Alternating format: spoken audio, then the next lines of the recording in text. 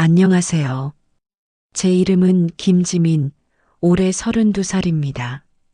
지금은 대한민국 굴지의 대기업인 K그룹 회장 비서실에서 일하고 있습니다.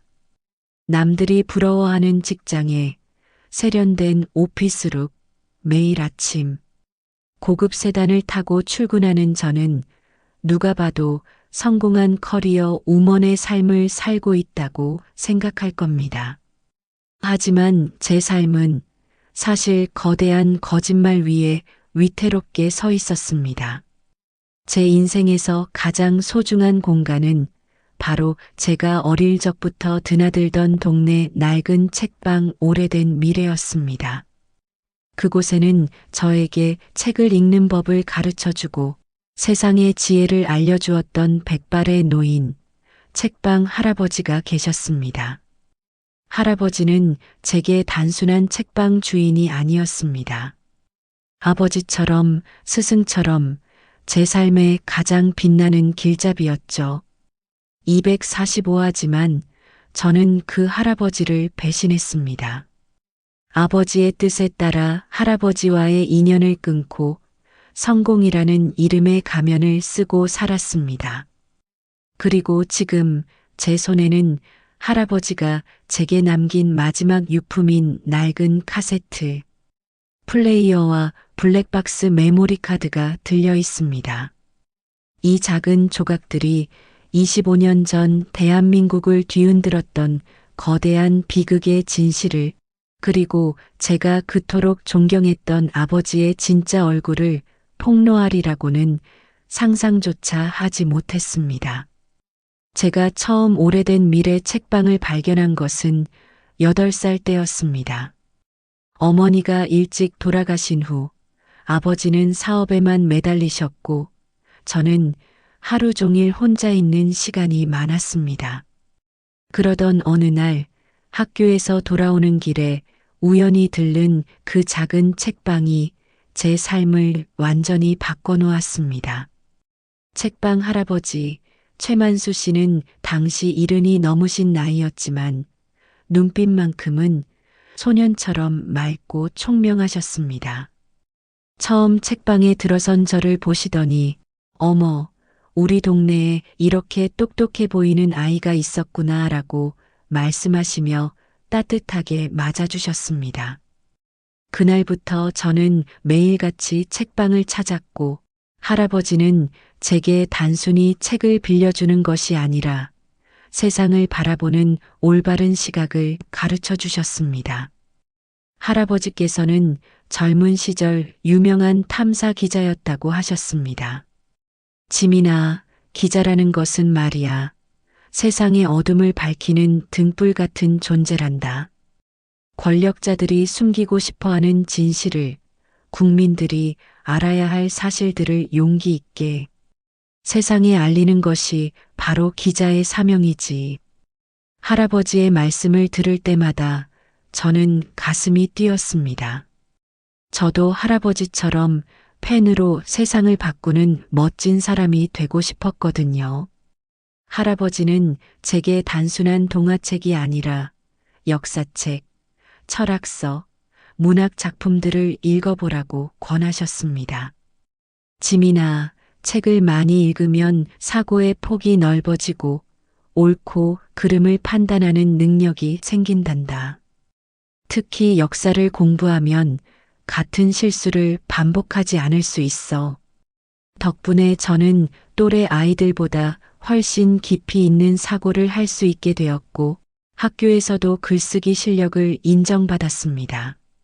하지만 아버지께서는 제가 책방에 다니는 것을 그리 달가워하지 않으셨습니다.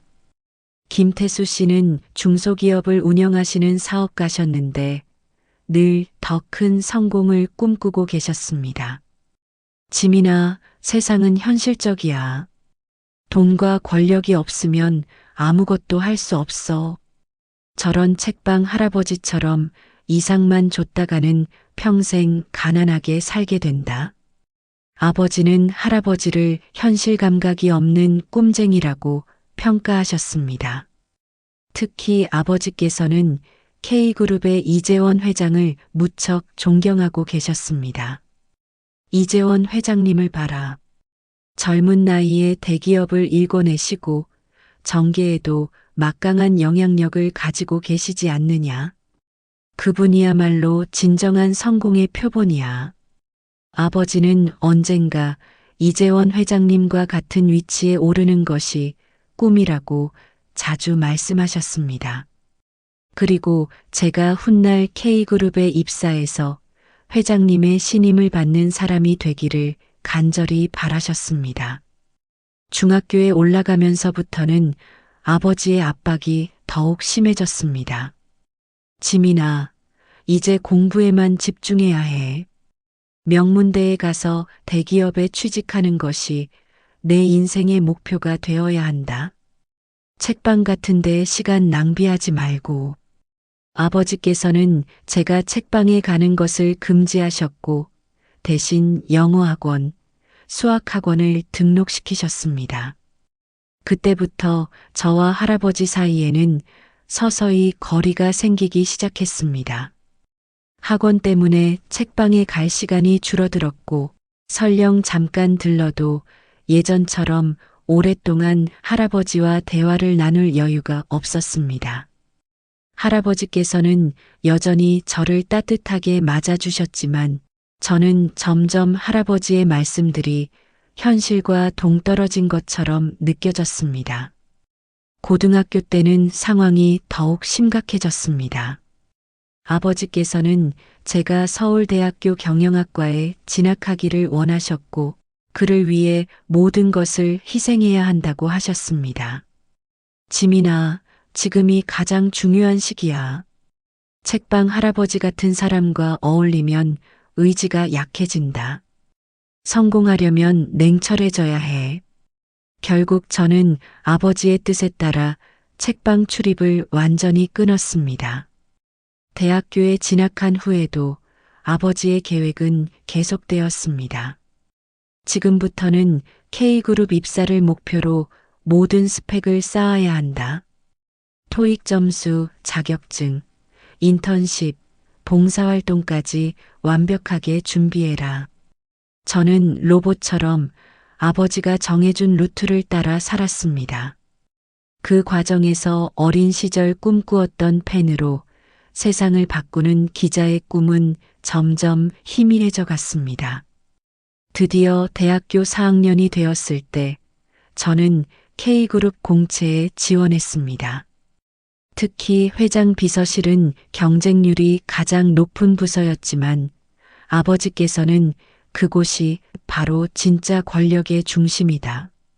거기서 일하면 내 인생이 완전히 달라질 것이다라고 강조하셨습니다. 놀랍게도 저는 최종 합격했고 아버지께서는 그날 평생 처음으로 눈물을 흘리시며 기뻐하셨습니다. 입사 첫날 이재원 회장님을 처음 뵈었을 때의 기억이 아직도 생생합니다.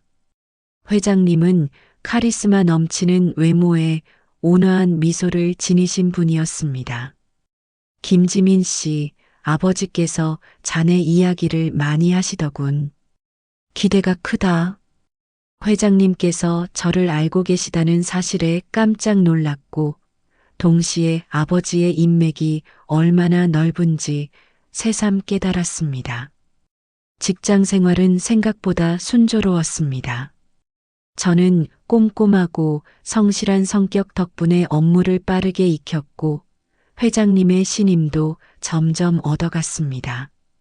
몇 년이 지나자 저는 비서실에서도 핵심 인물로 인정받게 되었고 회장님의 모든 일정과 업무를 관리하는 중요한 역할을 맡게 되었습니다. 성공의 계단을 오르면서 저는 점점 더 책방 할아버지의 존재를 잊어갔습니다. 가끔 동네를 지날 때 오래된 미래 간판이 눈에 띄기도 했지만 이미 저에게는 그곳이 과거의 유물처럼 느껴졌습니다. 아버지께서 자주 말씀하시던 대로 현실적인 성공이 이상보다 훨씬 달콤했거든요. 하지만 가끔 밤늦게 혼자 있을 때면 할아버지의 따뜻한 목소리가 귓가에 맴돌았습니다. 짐이나 성공이라는 것은 남에게 인정받는 것이 아니라 자신의 양심에 떳떳할 수 있는 삶을 사는 것이란다. 그럴 때마다 저는 고개를 저으며 그런 생각을 떨쳐내려 노력했습니다. 이미 선택한 길이었고 후회할 이유도 없다고 스스로를 다독였습니다. K그룹에서 일한 지 벌써 10년이 넘는 세월이 흘렀습니다. 32살이 된 저는 회장 비서실의 최고 참모로 자리 잡았고 이재원 회장님께서는 저를 마치 친딸처럼 아껴주셨습니다. 지민 씨가 없으면 내가 어떻게 일을 하겠나? 자네는 내 오른팔이야. 라는 회장님의 말씀을 들을 때마다 저는 제 선택이 옳았다고 확신했습니다. 아버지께서도 저를 무척 자랑스러워 하셨습니다. 김태수 씨의 사업도 제가 K그룹에서 쌓은 인맥 덕분에 점점 커져갔고 이제는 중견기업 사장님이라고 불릴 만큼 성장하셨습니다. 내 딸이 이재원 회장님의 신임을 받는다니 이보다 더 자랑스러운 일이 어디 있겠냐? 라며 아버지는 늘 흐뭇해 하셨습니다. 하지만 성공한 삶을 살면서도 마음 한구석에는 늘 공허함이 자리 잡고 있었습니다. 특히 밤늦게 혼자 아파트에 돌아와 있을 때면 어린 시절 책방에서 할아버지와 나누었던 따뜻한 대화들이 그리워졌습니다. 가끔 꿈에서 할아버지가 나타나셔서 지민아, 넌 정말 행복하니? 라고 물으시곤 했는데 그럴 때마다 저는 선뜻 답할 수 없었습니다. 어느 겨울날이었습니다. 평소와 다름없이 회장님의 일정을 정리하고 있는데 제 휴대폰에 낯선 번호로 전화가 걸려왔습니다. 혹시 김지민 씨 되십니까? 네, 맞습니다. 여기 서대문 경찰서인데요. 최만수 어르신과 아시는 사이인지 여쭤보고 싶습니다. 최만수? 그 이름을 듣는 순간 제 심장이 멈추는 것 같았습니다. 책방 할아버지의 성함이었거든요. 어르신께서 돌아가셨는데 유언장에 김지민 씨 성함이 적혀 있어서 연락드렸습니다. 경찰서 직원의 말을 듣는 순간 저는 그 자리에서 주저앉고 말았습니다. 할아버지가 돌아가셨다니. 그것도 제가 10년 넘게 외면하고 있는 사이에 죄책감과 후회가 한꺼번에 밀려왔습니다. 급히 서대문 경찰서로 향했습니다. 경찰관의 설명에 따르면 할아버지께서는 혈압 관리를 제대로 하지 못하셔서 뇌출혈로 쓰러지셨다고 했습니다. 이웃 주민이 며칠째 책방 문이 열리지 않는 것을 이상하게 여겨 신고했고 그제서야 발견되었다는 것이었습니다. 가족도 친척도 없이 홀로 계시던 할아버지의 마지막이 너무나 쓸쓸했습니다. 유언장을 확인해 보시겠습니까? 경찰관이 건네준 봉투를 떨리는 손으로 열어보았습니다. 할아버지의 친필로 쓰인 유언장에는 이렇게 적혀 있었습니다. 사랑하는 지민이에게 할아버지가 세상을 떠날 때가 되었구나. 너가 오랫동안 나를 찾아오지 않았지만 할아버지는 한 번도 너를 원망한 적이 없단다. 오히려 너가 성공한 모습을 멀리서나마 지켜볼 수 있어서 기뻤어. 하지만 할아버지에게는 내게 꼭 전해야 할 마지막 이야기가 있다. 책방과 모든 유품은 너에게 물려준다. 특히 내 책상 서랍 안에 있는 낡은 카세트 플레이어를 꼭 찾아보기 바란다. 거기에 25년 전의 진실이 숨겨져 있다. 너가 어린 시절 꿈꾸었던 진실을 밝히는 기자의 꿈을 이제라도 이룰 수 있기를 바란다. 할아버지가 평생 지키려 했던 그 진실을 이제는 너가 세상에 알려주기 바란다. 사랑한다. 우리 똑순이야. 유언장을 읽으면서 저는 눈물을 참을 수 없었습니다. 할아버지께서는 제가 배신했는데도 여전히 저를 사랑하고 계셨고 마지막 순간까지 저를 믿어주고 계셨던 것입니다. 25년 전의 진실이라니 대체 할아버지께서는 무엇을 알고 계셨던 걸까요? 며칠 후 저는 휴가를 내고 오래된 미래 책방을 찾아갔습니다. 10년 넘게 가보지 않았던 그곳은 예전보다 더욱 낡고 초라해 보였습니다. 문을 열고 들어서자 먼지와 곰팡이 냄새가 코를 찔렀습니다. 하지만 동시에 어린 시절의 추억이 물밀듯이 밀려왔습니다. 할아버지의 따뜻한 미소, 책 읽어주시던 목소리, 우리 똑순이라고 부르시던 다정한 음성들이 귓가에 생생하게 들렸습니다. 할아버지의 책상은 유언장에서 말씀하신 대로 낡은 카세트 플레이어가 놓여 있었습니다. 그 옆에는 먼지 쌓인 카세트 테이프들이 가지런히 정리되어 있었고 플레이어 안에는 작은 검은색 메모리 카드가 들어 있었습니다. 카드에는 할아버지의 글씨로 만수 기자 -1999년 12월이라고 적혀 있었습니다. 문득 할아버지께서 돌아가시기 며칠 전에 제게 전화하셨던 일이 생각났습니다. 그날 저는 회장님과의 중요한 미팅을 앞두고 있었는데 할아버지의 전화를 받고는 급하게 끊어버렸던 것입니다. 할아버지, 죄송해요. 지금 너무 바빠서 나중에 다시 전화드릴게요.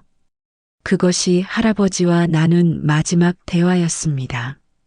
그런데 제 휴대폰 음성사서함에 할아버지의 메시지가 남아 있었습니다. 그동안 바빠서 확인하지 못했었는데 이제야 들어보게 되었습니다. 할아버지의 힘없는 목소리가 들려왔습니다. 지민아, 할아버지야. 너무 오랜만이구나. 할아버지가 이제 정말 갈 때가 된 것 같다.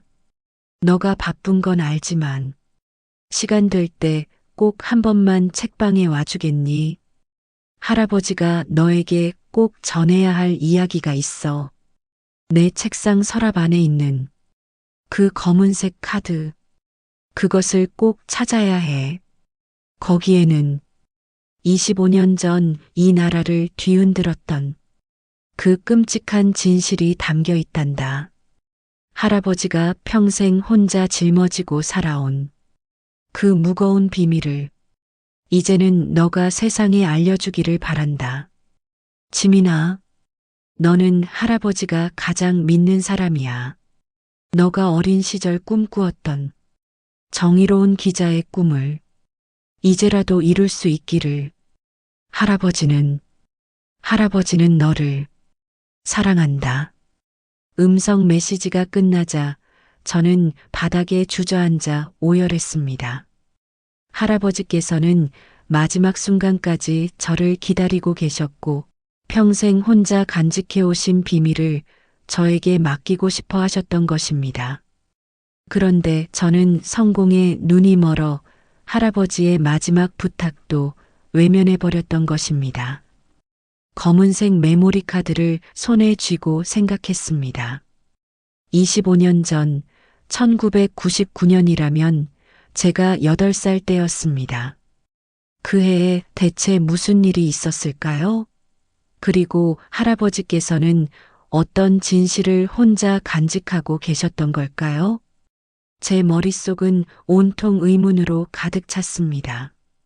할아버지의 유언장을 다시 읽어보았습니다. 너가 어린 시절 꿈꾸었던 진실을 밝히는 기자의 꿈을 이제라도 이룰 수 있기를 바란다.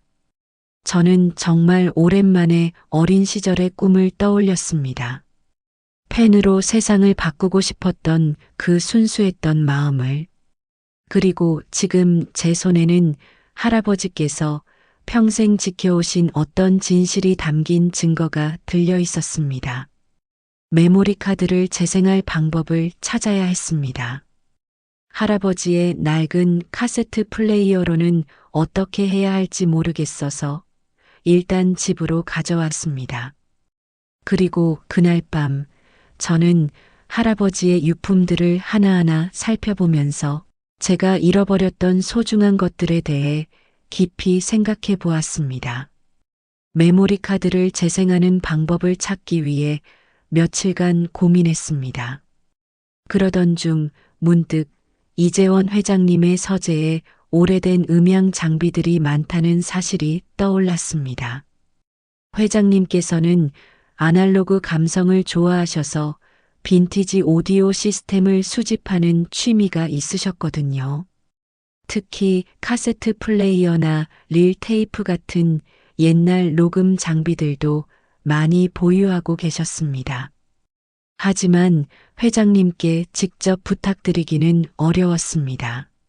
할아버지의 유품이라고 말씀드리면 여러 가지 질문을 받을 텐데 아직 메모리 카드에 무엇이 들어있는지도 모르는 상황에서 섣불리 공개할 수는 없었거든요.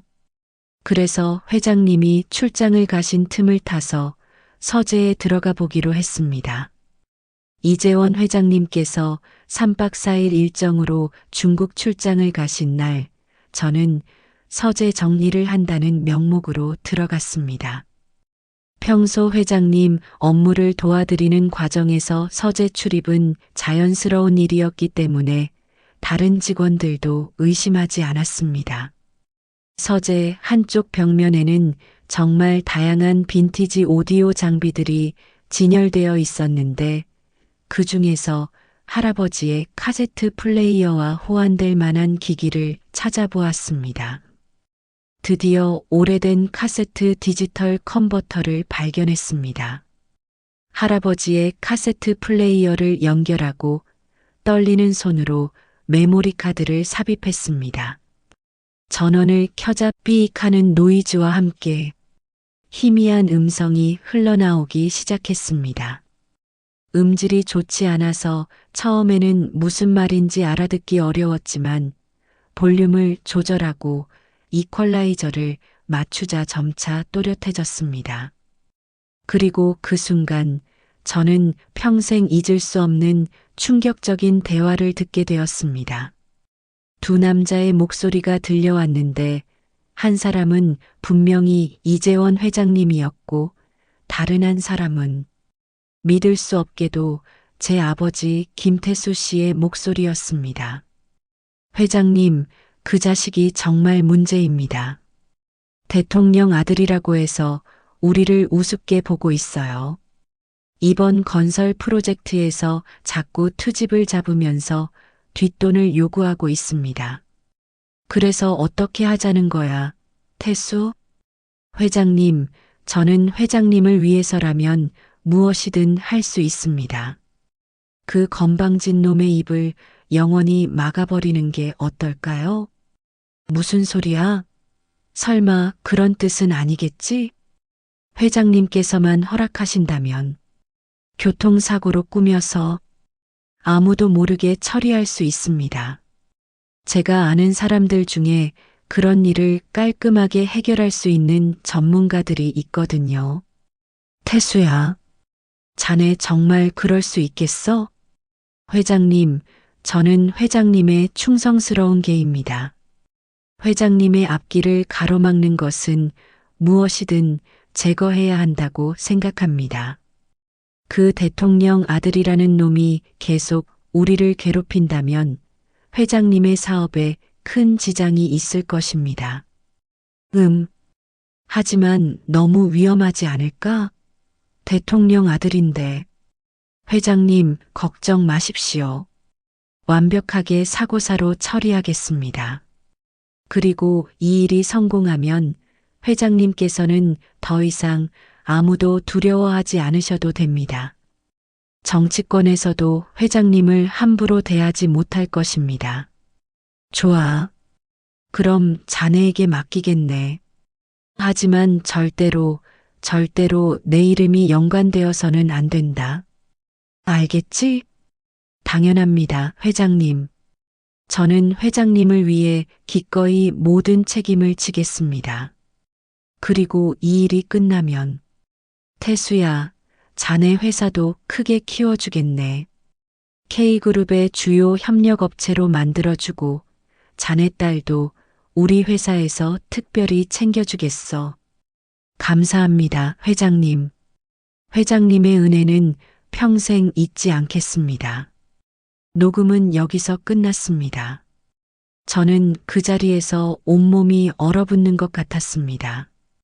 제가 평생 존경해온 아버지가, 그리고 제가 모시는 이재원 회장님이 25년 전 대통령 아들을 살해한 공범이었다는 사실을 믿을 수가 없었습니다. 25년 전 1999년 12월에 실제로 당시 대통령의 차남이 의문의 교통사고로 사망한 사건이 있었습니다. 당시 언론에서는 단순 교통사고로 처리되었지만 정치권에서는 암살설이 끊이지 않았었죠. 그런데 그 사건의 진실이 바로 이것이었던 겁니다. 더욱 충격적인 것은 아버지가 이 일의 대가로 받은 것들이었습니다. 제가 K그룹에 입사할 수 있었던 것도, 아버지의 사업이 급성장할 수 있었던 것도 모두 이 끔찍한 범죄의 결과였던 것입니다.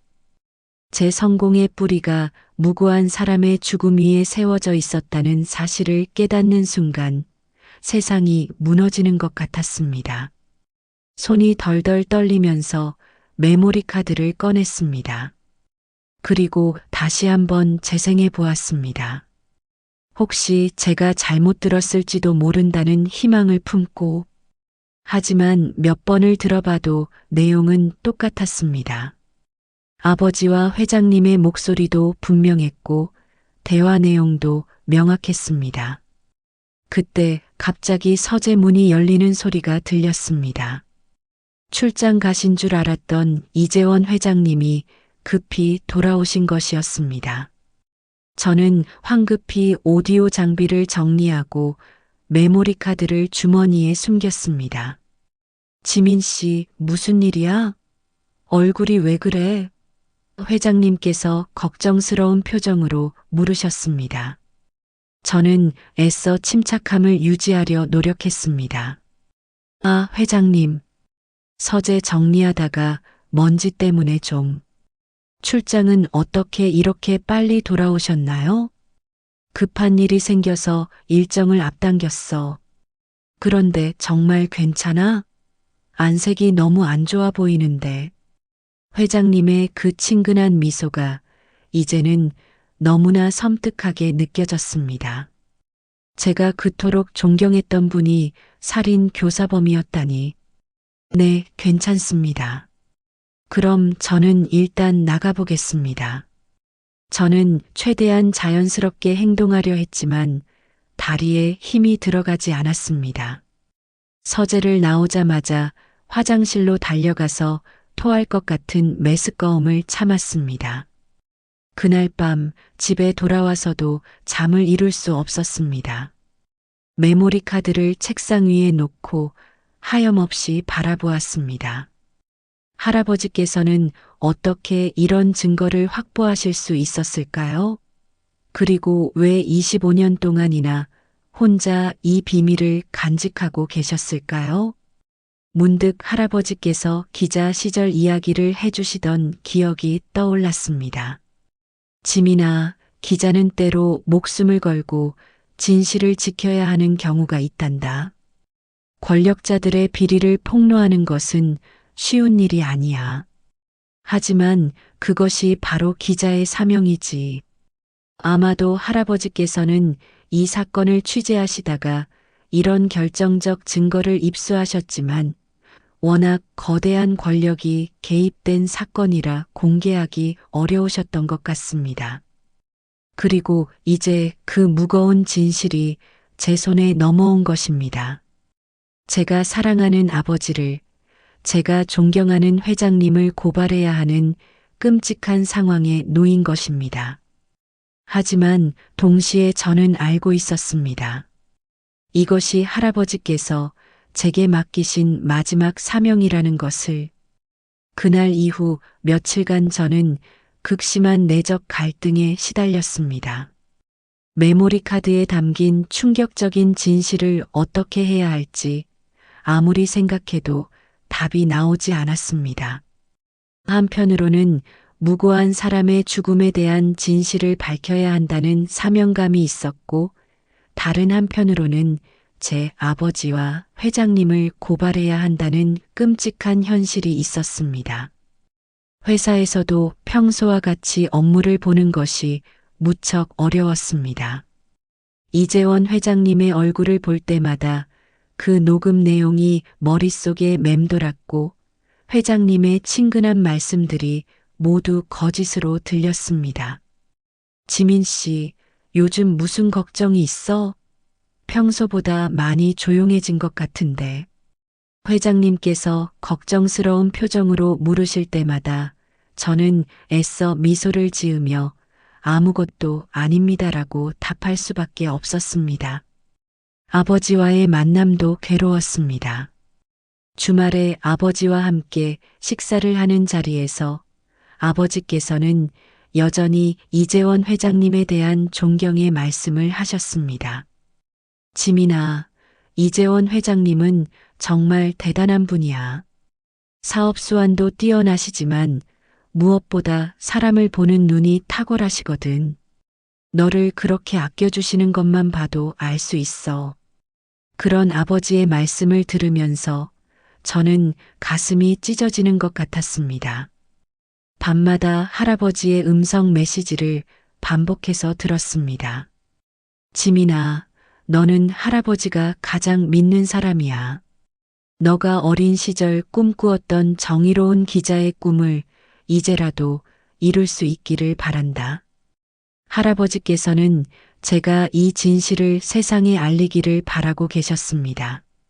하지만 그 일이 제 가족을 파괴하고 제 인생을 송두리째 바꿔놓을 것이라는 사실도 잘 알고 계셨을 것입니다. 그럼에도 불구하고 할아버지께서 저를 믿고 이 일을 맡기신 이유가 무엇일까요?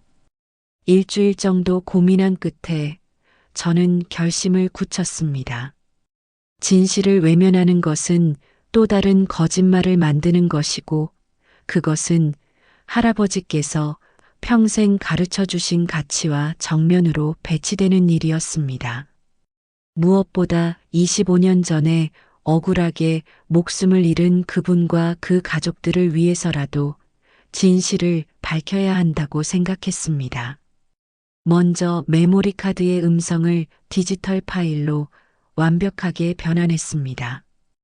음성 품질을 최대한 개선하고 법정에서도 증거로 사용할 수 있도록 여러 형태로 백업했습니다. 그리고 당시 사건을 담당했던 검찰과 경찰 관계자들을 수소문했습니다. 다행히 대학교 선배 중에 검찰청에서 일하는 분이 있어서 그분을 통해 적절한 루트를 찾을 수 있었습니다. 익명으로 제보할 수도 있었지만 저는 정당한 절차를 밟기로 했습니다. 검찰청에 직접 출석해서 모든 증거를 제출하고 필요하다면 제 신원도 밝힐 각오를 했습니다. 할아버지께서 평생 혼자 짊어지고 가신 진실의 무게를 이제는 제가 떳떳하게 감당하고 싶었거든요. 검찰청에 출석하기 전날 밤 저는 아버지께 전화를 드렸습니다. 직접적으로 말씀드릴 수는 없었지만 마지막 인사는 하고 싶었습니다.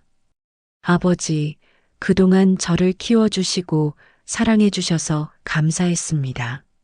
앞으로 제가 하는 일들 때문에 아버지께서 많이 힘들어 하실 텐데 그래도 저를 이해해 주셨으면 좋겠어요.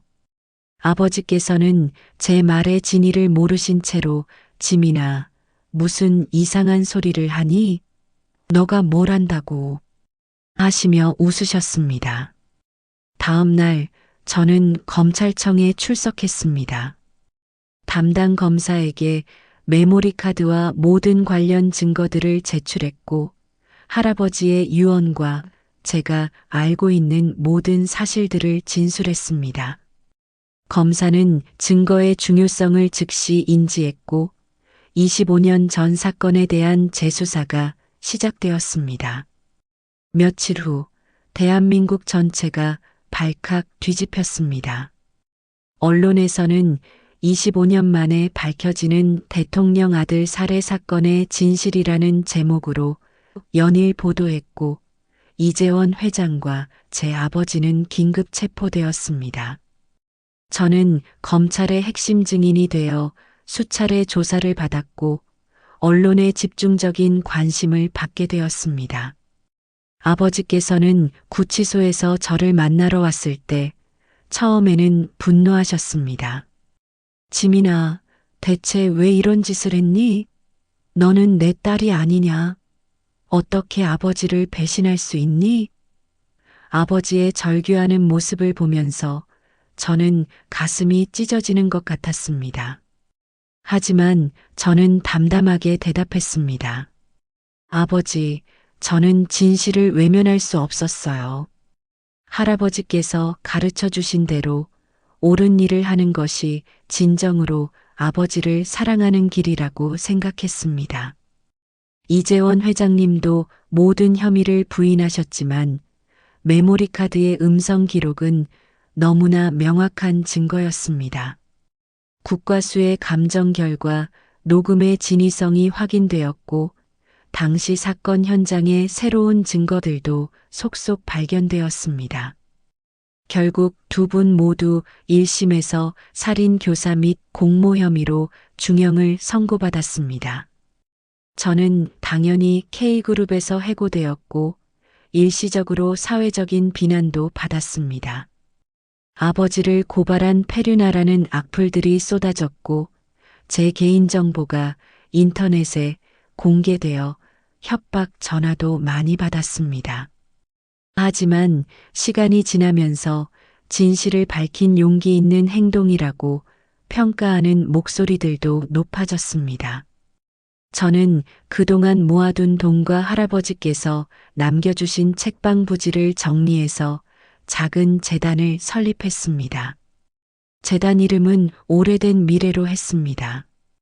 할아버지의 책방 이름이자 과거의 진실을 밝혀 올바른 미래를 만들어가겠다는 의미를 담았습니다.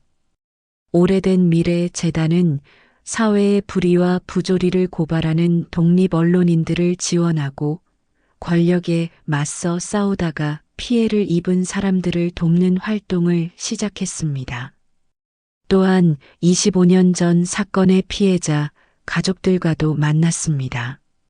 그분들은 오랫동안 억울함을 호소해왔지만 아무도 들어주지 않았다고 하셨습니다. 지민 씨 덕분에 우리 아들의 억울함이 풀렸습니다. 정말 고맙습니다. 라는 말씀을 들을 때 저는 제가 올바른 선택을 했다는 확신을 가질 수 있었습니다. 지금 저는 더 이상 화려한 대기업 비서가 아닙니다. 작은 재단의 대표로서 소외받는 사람들을 돕고 사회 정의를 실현하는 일에 힘쓰고 있습니다.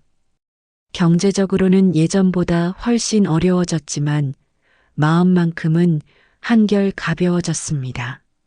할아버지께서 어린 시절 저에게 가르쳐 주신 펜으로 세상을 바꾸는 꿈을 뒤늦게나마 이루고 있다는 뿌듯함이 있거든요. 아버지와의 관계는 아직도 회복되지 않았습니다. 아버지께서는 여전히 제가 가족을 배신했다고 생각하고 계시고 저와의 연락을 거부하고 계십니다. 하지만 저는 언젠가는 아버지께서도 제 선택을 이해해 주실 것이라고 믿습니다. 진실을 밝히는 것이 결국은 아버지를 위한 길이기도 하니까요. 가끔 밤늦게 혼자 있을 때면 할아버지가 남겨주신 오래된 미래 책방에 앉아서 생각에 잠깁니다. 할아버지께서 평생 지키고 싶어 하셨던 그 진실의 가치를 이제는 제가 이어받아 지켜나가고 있다는 것이 자랑스럽습니다. 물론 앞으로도 힘든 일들이 많을 것이고 제가 내린 선택 때문에 평생 짊어져야 할 죄책감도 있을 것입니다. 하지만 저는 더 이상 후회하지 않습니다. 할아버지께서 마지막 순간에 저를 믿고 맡겨주신 그 사명을 제가 온전히 해낼 수 있었다는 것만으로도 충분히 의미 있는 삶이라고 생각합니다. 그리고 지금도 어딘가에서 진실을 알리기 위해 용기 있게 싸우고 있는 모든 분들에게 작은 힘이라도 보태고 싶습니다. 진실을 외면하면 안 돼, 지민아. 할아버지의 그 말씀이 이제는 제 삶의 신념이 되었습니다. 앞으로도 저는 이 길을 묵묵히 걸어가겠습니다. 할아버지의 유지를 받들어 더 정의롭고 투명한 세상을 만들어가는데 기여하는 사람으로 살아가겠습니다. 이상으로 한 여직원이 밝혀낸 25년 전 거대 비극의 진실 이야기를 들려드렸습니다. 가족을 고발해서까지 진실을 밝힌 주인공의 선택에 대해 여러분은 어떻게 생각하시나요? 때로는 사랑하는 사람을 위해서라도 용기 있는 결단이 필요한 순간이 있는 것 같습니다. 댓글로 여러분의 생각을 들려주시고 구독과 좋아요도 잊지 마세요. 다음에도 더 감동적인 이야기로 찾아뵙겠습니다.